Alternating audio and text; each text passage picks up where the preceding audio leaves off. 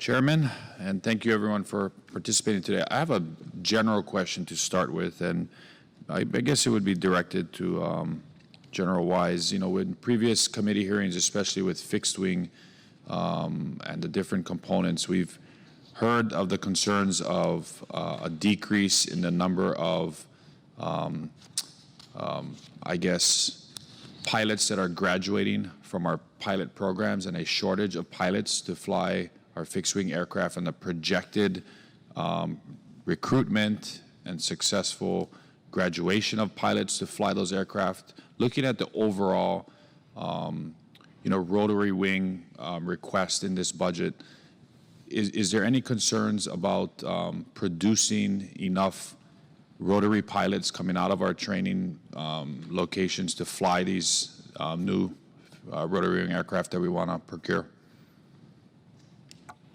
Sir, thank you for the question. The short answer to your question for rotary wing pilots is we're actually in pretty good shape with regard to rotary wing. I would say that our current manning is within the squadrons ranges for all of our type model series, from 96% manned to 86% at the low end, and we consider healthy at 85. So we're healthy in all regards, but that's, as you indicate, not something you want to rest on. Sure. So we spend a lot of time with our training folks, Sinatra, that works with Admiral Lewis L., and we watch our production rates to ensure that we're meeting our goals, to make sure that we don't drop any lower or we see leading indicators of they're coming. And right now we're still producing at a rate that we should stay healthy for the foreseeable future on the rotary wing side. Great. Sure. Thank you. Well, let me shift. I represent Hawaii and, of course, Indo-PACOM.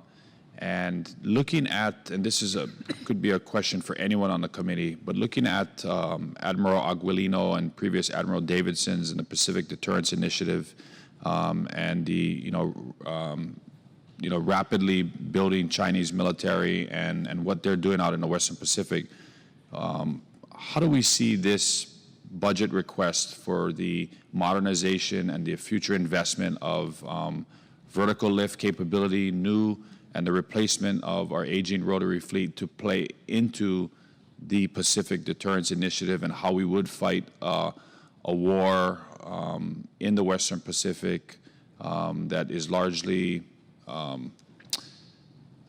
geographically challenged with vast oceans and areas that we need to travel. How do you foresee that playing out in these investments that we're making with rotary wing aircraft that could have air refueling capability, could have the capability for multiple crews so that they can extend their ranges and their distances, and some of those challenges as we take those rotary aircraft into the areas of vulnerability based on the defensive systems and the weapons that China has? Be happy to take a crack at that. Yes, sir. Go ahead. Thank you very much for that question and the insights associated with that. From the Army's perspective, FLRAA and FARA, our FVL signature initiatives, are tailor-made for the extended ranges and the dynamics and the threat of that emergent fight.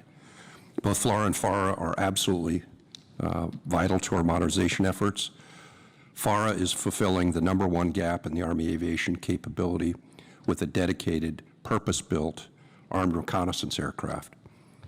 The key points to be made with FLRAA and FARA is they both extend our reach with absolutely unprecedented speed, range, endurance, and equally as important, the effects of long-range precision munitions and other air-launched effects.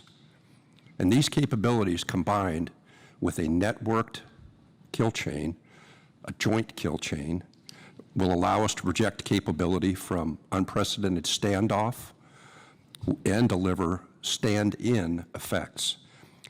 Those will present multiple dilemmas to our foes, and they're going to provide exceptional options to our joint force commanders.